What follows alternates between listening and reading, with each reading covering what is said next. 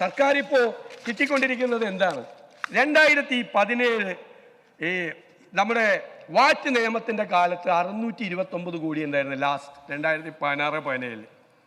അത് കഴിഞ്ഞിട്ട് നമ്മൾ ഇതിലേക്ക് മാറിക്കഴിഞ്ഞപ്പോൾ നമുക്ക് കിട്ടുന്നത് 560.91 കോടിയാണ് കിട്ടിയിരിക്കുന്നത്.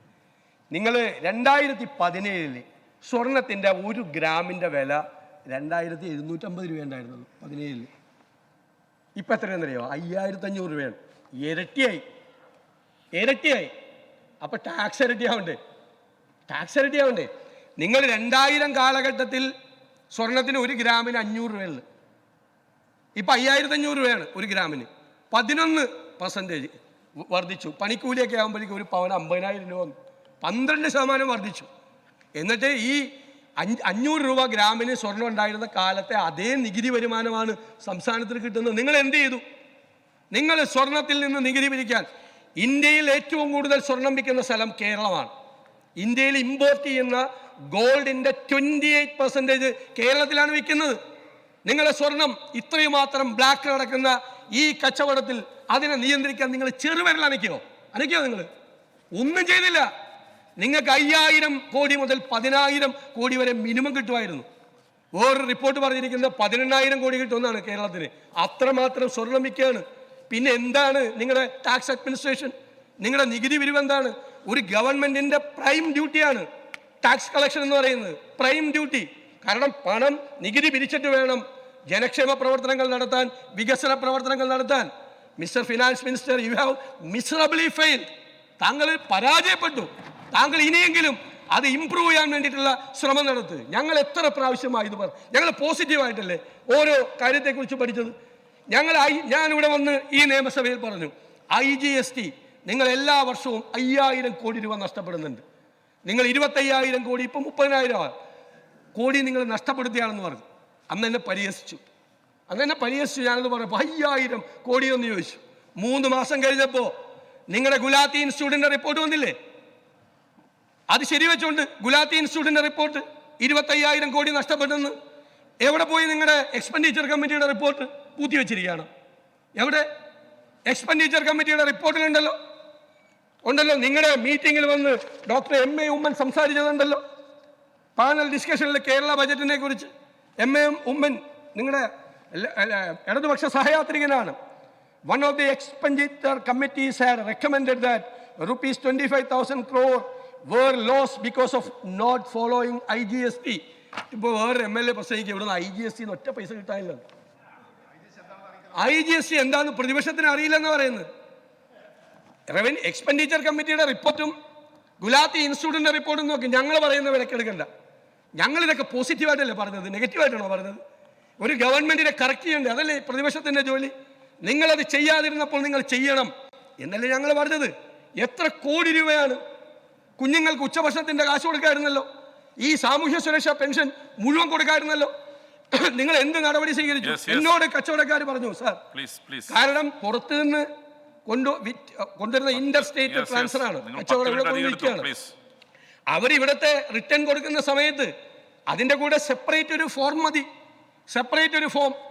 ആ സെപ്പറേറ്റ് ഫോം ഫില്ല് ചെയ്ത് കൊടുത്താൽ, നമ്മൾ ആ അക്കൗണ്ട് സബ്മിറ്റ് ചെയ്താൽ സെൻട്രൽ പൂളിൽ കിടക്കുന്ന IGSTയുടെ കേരളത്തിന് കിട്ടേണ്ട ഷെയർ കിട്ടും.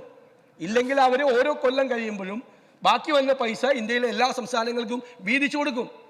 അപ്പം നമ്മൾ ഇത്രയും ഈ 5 വർഷമായിട്ട് ഇത്രയും വലിയ എമൗണ്ട് നമ്മൾ നഷ്ടപ്പെടുത്തിക്കൊണ്ടിരിക്കുകയായിരുന്നു എന്ന് ഞങ്ങൾ പറഞ്ഞു കഴിഞ്ഞാൽ അതെങ്ങനെയാണ് സാർ തെറ്റാവുന്നത്? ഇവിടെ പറഞ്ഞ് AK ആന്റണിയുടെ കാലത്ത് മുണ്ട് മുറുക്കി കൊടുക്കാൻ പറഞ്ഞു. എപ്പോഴാണ് AK ആന്റണി പറഞ്ഞത്? ഞാനൊക്കെ ആദ്യമായിട്ട് ഇവിടെ MLA വരുമ്പോഴാണ് 2001. എന്താണെന്നറിയോ? 96 മുതൽ 2001 വരെ നിങ്ങളുടെ ഒരു സർക്കാർ ഉണ്ടായിരുന്നു. നായനാർ മുഖ്യമന്ത്രിയും ശിവദാസ മേനോൻ ധനകാര്യമന്ത്രിയായിരുന്നത്.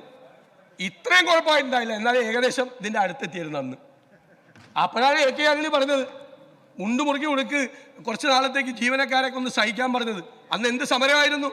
ഇപ്പം ജീവനക്കാരോട് എന്താ നിങ്ങൾ പറയുന്നത്? 6 TA ലീവ് സറണ്ടർ അല്ലേ, മെഡിസപ്പ് എന്തെങ്കിലും പറയാനുണ്ടോ നിങ്ങൾക്ക് ജീവനക്കാരോട്? നിങ്ങൾ ആ വാക്കൊന്നും ഉപയോഗിക്കുന്നില്ല എന്ന് മാത്രമേ ഉള്ളൂ. അപ്പം ഞാൻ ജസ്റ്റ് 2 minutes. അപ്പം നിങ്ങൾ മനസ്സിലാക്കണം AK ആന്റണി ഏത് സാഹചര്യത്തിലാണ് പറഞ്ഞതെന്ന്. ഞങ്ങളുടെയൊക്കെ കാലത്തെ കണക്ക് ഞങ്ങൾ കാണിച്ചു തരാം. ഓരോന്നിൻ്റെയും കണക്ക് ഞങ്ങൾ കാണിച്ചു തരാം. ഓരോ വിഷയത്തിലും ഇപ്പോൾ പറഞ്ഞല്ലോ എല്ലാം കൃത്യമായിട്ട് ചെയ്യുന്നുണ്ട്. ഞാൻ ആരോഗ്യ വകുപ്പിൻ്റെ ആരോഗ്യമന്ത്രി തന്നൊരു മറുപടി മാത്രം പറയാം. കാരുണ്യ ആരോഗ്യ സുരക്ഷാ പദ്ധതി കുടിശ്ശിക 1128 കോടി, കാരുണ്യ ബെനവലൻ പദ്ധതി 189 കോടി, ആരോഗ്യ കിരണം, അതുപോലെ അമ്മയും കുഞ്ഞും പദ്ധതി, സുഹൃതം പദ്ധതി, എല്ലാ ഹെൽത്ത് സ്കീംസും പാവപ്പെട്ടവന് കൊടുക്കുന്ന എല്ലാ സ്കീംസും ഇപ്പോൾ സ്വകാര്യ ആശുപത്രികളുടെ മാനേജ്മെൻറ്റ് തീരുമാനിച്ചിരിക്കുക. ഈ കാർഡ് എടുക്കണ്ട, കാസ്മിൻ്റെ കാർഡ് എടുക്കണ്ട, കോടികളാണ് അവർക്ക് കൊടുക്കാനുള്ളത്. നിങ്ങൾ എങ്ങോട്ടാണ് കേരളത്തിനെ കൊണ്ടുപോകുന്നത്? എങ്ങോട്ടാണ് നിങ്ങൾ കേരളത്തിനെ കൊണ്ടുപോകുന്നത്? ഈ തറവാട് നിങ്ങൾ മുടിപ്പിക്കുകയാണോ? ഞാൻ പറഞ്ഞല്ലോ, ബാറിൻ്റെ ടാക്സ് ഞങ്ങൾ പറഞ്ഞില്ലേ, ബാറിൻ്റെ എണ്ണം കൂടുന്നു, കൺസംഷൻ കൂടുന്നു, ബാറിൽ നിന്നുള്ള വരുമാനം താഴോട്ട് പോകുന്നു. അതെന്താ? നിങ്ങൾ പരിശോധിക്കാൻ എന്ത് സംവിധാനം ചെയ്ത്? ബിവറേജ് കോർപ്പറേഷനിൽ നിന്ന് കുപ്പി കൊണ്ടുപോകല്ലേ, വാങ്ങിച്ച് ബാറിലേക്ക് കൊണ്ടുപോകല്ലേ? ആ കുപ്പി ലൂസായിട്ടല്ലേ ബാറിൽ വിൽക്കുന്നത്? 50 രൂപ അവർക്ക് ചിലവാകുന്ന ഒരു പെഗ് അവർ 200 രൂപയ്ക്ക് വിൽക്കുമ്പോൾ 150 രൂപയാണ് അവിടെ കൂടുതലായിട്ട് അവർക്ക് കിട്ടുന്നത്. അവരുടെ ടേൺ ഓവർ കൂടുകയാണ്. ആ ടേൺ ഓവർ കണക്കാക്കാതെ അവരൊരു കണക്ക് തരികയാണ്. അത് തന്നെ പല ബാറുകളും തരുന്നില്ല. റിട്ടേൺ, ഞാൻ 2 മിനിറ്റ് അല്ലേ പറഞ്ഞു. Return please let me conclude. ആ പൈസ പോലും നിങ്ങൾക്ക് കിട്ടുന്നില്ല, ആ പണം പോലും നിങ്ങൾക്ക് കിട്ടുന്നില്ല. നിങ്ങൾ ആരാണ് പരിശോധിക്കുന്നത്? എന്ത് പരിശോധന നടത്തുന്നത്? ഞാൻ പറയുന്നത്, ഇവിടെ അക്ഷരാർത്ഥത്തിൽ GST അഡ്മിനിസ്ട്രേഷൻ എന്ന് പറയുന്ന ഒരു സംവിധാനമില്ല. മുഖ്യമന്ത്രി ഒരാൾക്ക് സ്വീകരണം കൊടുത്തില്ല, മറ്റേ ഏറ്റവും കൂടുതൽ പൈസ പിരിച്ചു തന്നതിന്, സ്പോൺസർഷിപ്പ് പിരിച്ചു തന്നതിന്. ഏത് GST അഡീഷണൽ കമ്മീഷണർ ഇൻ്റലിജൻസിനെയാണ് സ്പോൺസർഷിപ്പിനെ ഏൽപ്പിക്കുന്നത്. എന്താണ് GST അഡീഷണൽ കമ്മീഷണർ ഇൻ്റലിജൻസിൻ്റെ ജോലി? നികുതി വെട്ടിപ്പ് തടയുക എന്നുള്ള.